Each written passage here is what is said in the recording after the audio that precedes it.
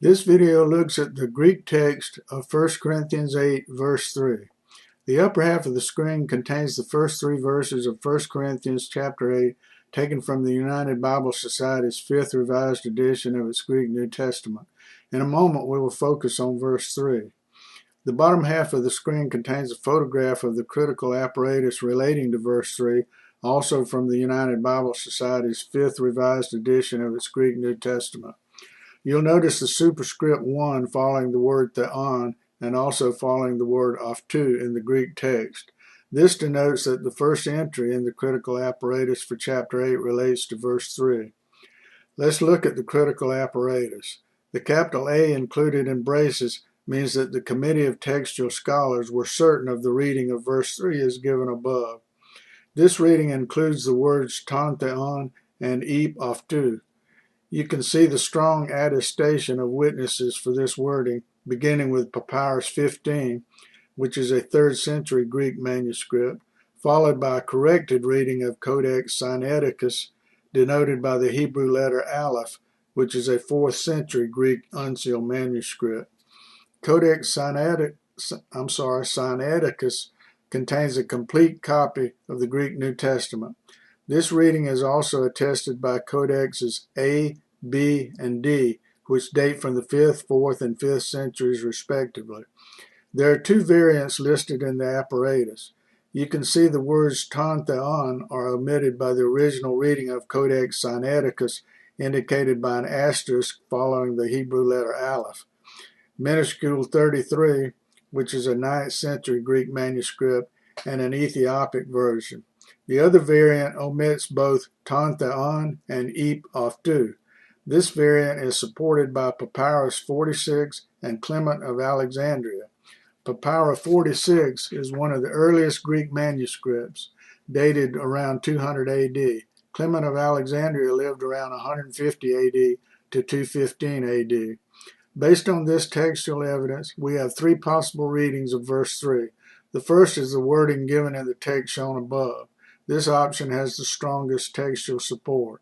The second omits the words ton theon from the first clause, and the third omits ton theon from the first clause and also ep aftu from the end of the second clause.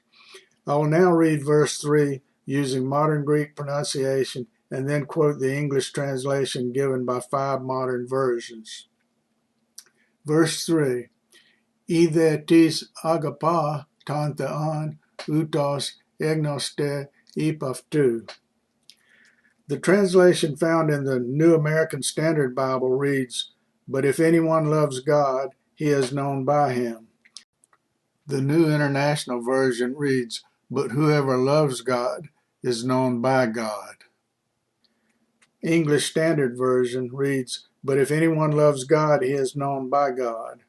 The New Revised Standard Version reads, "But anyone who loves God is known by him."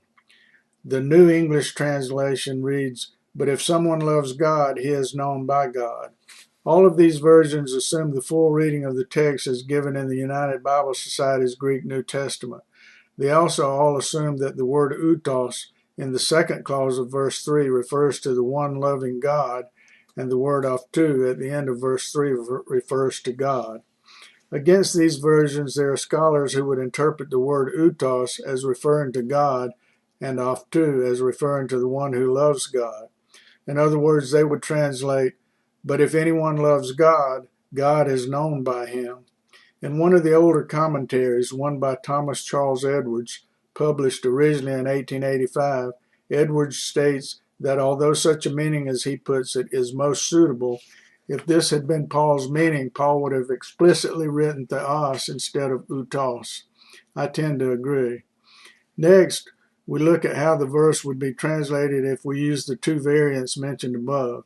If we omit the words ton theon from the first clause, we could translate, "But if anyone loves, he is known by God." Looking at the second variant, which omits both ton theon and ep aftu, we would probably translate the word egnoste as middle voice. In this regard, I personally like the translation of verse 3 given by New Testament scholar Anthony C. Thistleton in his commentary on 1 Corinthians, published in the year 2000. But if anyone loves, he or she has experienced true knowing. That's all we'll say about the textual variants for verse 3 of chapter 8. From here on, we will just adopt the fuller reading as given in the Greek text shown in the upper part of the screen. To conclude this video, let me give a few personal thoughts on verse 3.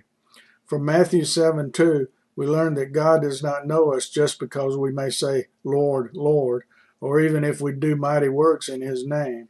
We must do the will of the Father. It's not what we do, but what he does through us that matters. There's a difference between simply giving a cup of cold water and doing the same thing in Jesus' name.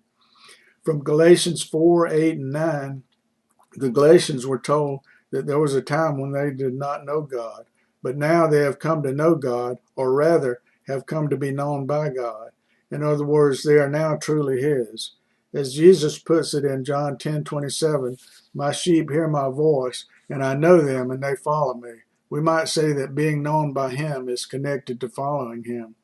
From 1 John 2:15 through 17, if anyone loves the world, love for the Father is not in him. The world passes away and the lust of it, but he who does the will of God abides forever.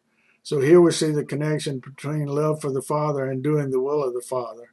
Finally, here's a stark admonition from 1 John 4, verse 20. If anyone says, I love God, and hates his brother, he is a liar. For he who does not love his brother whom he has seen cannot love God whom he has not seen. Thank you for watching.